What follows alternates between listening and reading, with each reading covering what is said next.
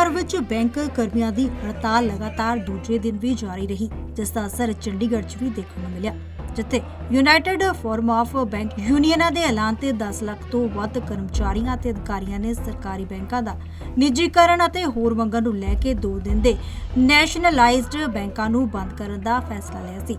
दरअसल केंद्रीय वित्त मंत्री निर्मला सीतारमण ने पिछले महीने पेश हुए 2020-21 बजट दे विच 2 बैंकों का निजीकरण करने का ऐलान किया सी।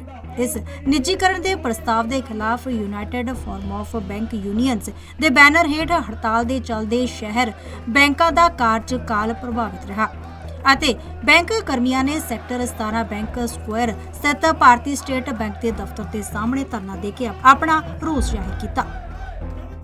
अभी तक भी ये नहीं पता है कि सरकार कौन से 2 बैंक प्राइवेटाइज करने जा रही है। ये अभी तक भी $1 मिलियन क्वेश्चन है।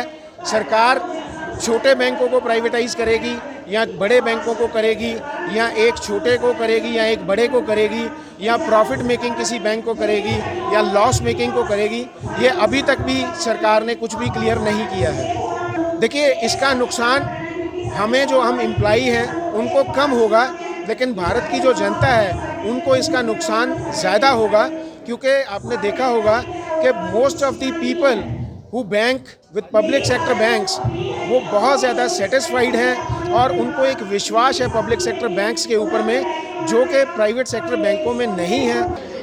सर, अगर ये देखा जाए तो भारत सरकार की जो नीतियां हैं वो कॉर्पोरेट को लेके हैं।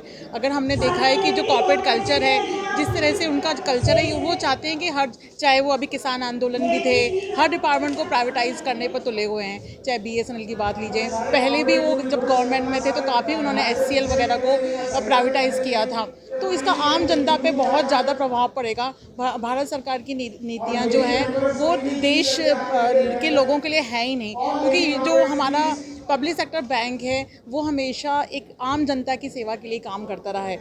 लेकिन प्राइवेटाइजेशन का सबके ऊपर खतरा अभी भी है। प्राइवेटाइजेशन होने से जनता के ऊपर ज़्यादा लोड पड़ेगा और उनको इसका खामियाजा बहुत भुगतना पड़ेगा।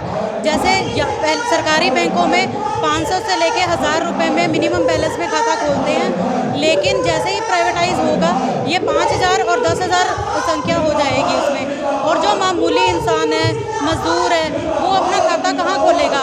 5 से 10,000 तो उसकी महीने की आमदन होती है। तो ये जो उनकी बाकी ज़रूरतें हैं, जितनी भी सरकार की स्कीम्स लागू की गई हैं, वो सभी सरकारी बैंकों द्वारा ही लागू की जाती रही है, और किसी भी प्राइवेट बैंक का इसमें योगदान नहीं रहा है।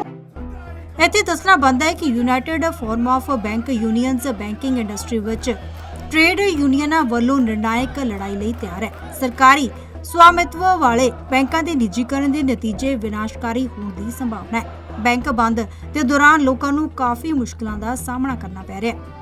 ATM विच भी पैसे नहीं हैं। जगबाणी TV चंडीगढ़ दे लई भगवत सिंह की रिपोर्ट।